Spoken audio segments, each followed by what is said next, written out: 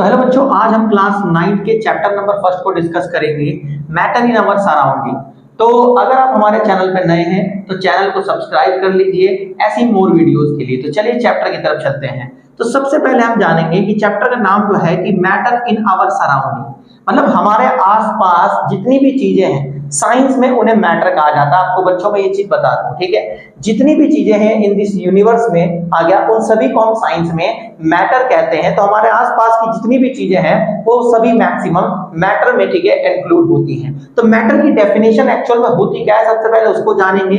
तो यहाँ पर हमारे पास मैटर की जो डेफिनेशन है वो ये है कि एनीथिंग इन दी वर्ल्ड, कि जो भी कुछ इस दुनिया में हो, विच हैव मास, जिसका अपना मास हो, एंड ऑक्यूपाई स्पेस, जो स्पेस को कवर करती हो, आ गया, इट्स कॉल्ड मैटर। उसे हम क्या कहते हैं, मैटर कहते हैं। मान लीजिए अगर आप कोई ऑब्जेक्ट है, अगर चेयर है, मान लीजिए यहाँ पर एग्जांपल है चेयर, तो चेयर को अगर आप तोलेंगे तो उसका कुछ ना कुछ मास तो होगा, 10 किलो 20 किलो तो मास है, प्लस आप चेयर को रखेंगे तो चेयर कुछ स्पेस को भी कवर करेगी, तो इट मींस जो चेयर है वो क्या है, मैटर है। इसी प्रकार से जो टेबल है उसका भी अपना मास होगा, और अगर उसको आप कहीं पर रखेंगे तो वो स्पेस को तो कवर करेगी, आ गया, तो वो भी हमारे पास क्या है, मैटर है। तो ईटीसी, बुक क्या है, मैटर है।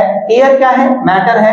एवरीथिंग इज मैटर, हर चीज क्या है, मैटर है। यहां पर आप बात करते हैं मैटर के पॉइंट की कि matter is made up of the tiny particle. आ गया, जो मैटर है वो टिनी पार्टिकल से मिलकर बने होते हैं। चैप्टर 3 में हम पढ़ेंगे कि वो पार्टिकल जो होते हैं वो एटम्स होते हैं। क्या होते हैं, एटम्स होते हैं। एटम एंड मॉलिक्यूल चैप्टर में हम यहां पर पढ़ेंगे एटम के बारे में। तो वो जो टिनी पार्टिकल्स होती हैं जिनसे वो मैटर मिलकर बना होता है, उन टिनी पार्टिकल्स को हम क्या कहते हैं, एटम कहते हैं। क्या कहते हैं, एटम। तो यहां पर दो चीज है, जो मैटर है वो किससे मिलकर बना होता है, टिनी पार्टिकल से मिलकर बना होता है, और उस टिनी पार्टिकल को हम क्या कहते हैं, एटम कहते हैं। अब उन्हीं टिनी पार्टिकल्स के यहां पर हमारे कैरेक्टरिस्टिक्स है। एग्जाम में हमेशा ये मोस्ट इंपोर्टेंट क्वेश्चन आता है कि right the characteristics of the, ठीक है, मैटर की, मैटर के आपके पार्टिकल्स की कैरेक्टरिस्टिक्स आपको लिखनी है। तो यहां पर 3 कैरेक्टरिस्टिक्स है जो आपको पता होनी चाहिए। तो यहां पर कहता है कि characteristics of the property of the, ठीक है, यहां पर, ठीक है, characteristics of the particle of a matter, कि जो मैटर के पार्टिकल्स हैं उनकी क्या-क्या कैरेक्टरिस्टिक्स होती है।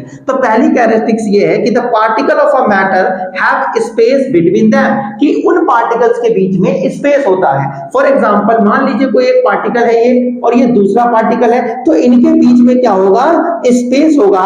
ये बात 100% श्योरिटी है, कहीं पर कम होगा तो कहीं पर ज्यादा होगा। ये पहली कैरेक्टरिस्टिक्स है। दूसरी कैरेक्टरिस्टिक्स की बात करते हैं, the particle of matter are continuously moving. जो मैटर के पार्टिकल्स होते हैं वो कंटीन्यूअसली क्या करते हैं, मूविंग करते रहते हैं, मूवमेंट करते रहते हैं। उसका एग्जांपल है, मान लो आपने परफ्यूम यहां लगाया तो परफ्यूम की स्मेल आपको थोड़ी दूर तक आपको सुगंध आती है, कभी आपने देखा होगा। तो ऐसा रीजन क्या है, क्योंकि जो परफ्यूम के पार्टिकल्स हैं वो मूवमेंट कर कर वहां तक पहुंचे। इट मींस जो मैटर के पार्टिकल्स होते हैं वो मूवमेंट करते हैं। देन उसके बाद थर्ड कैरेक्टरिस्टिक्स है हमारे पास, the particle of a matter attract each other, कि जो ये पार्टिकल्स हैं ये एक दूसरे को क्या करते हैं बच्चों, अट्रैक्ट भी करते हैं। ये तीसरी, ठीक है, आगे समझ में कैरेक्टरिस्टिक्स है। तो ये 3 कैरेक्टरिस्टिक्स है जो मोस्ट इंपोर्टेंट है, एग्जाम में आती है। अब बात करते हैं हम स्टेट ऑफ मैटर की, कि मैटर कितने टाइप के होते हैं। टाइप्स बोल लो या स्टेट बोल लो। तो देखो क्लास 9th में जो है हमारे पास 3 टाइप के मैटर्स के बारे में हम यहाँ पर पढ़ेंगे।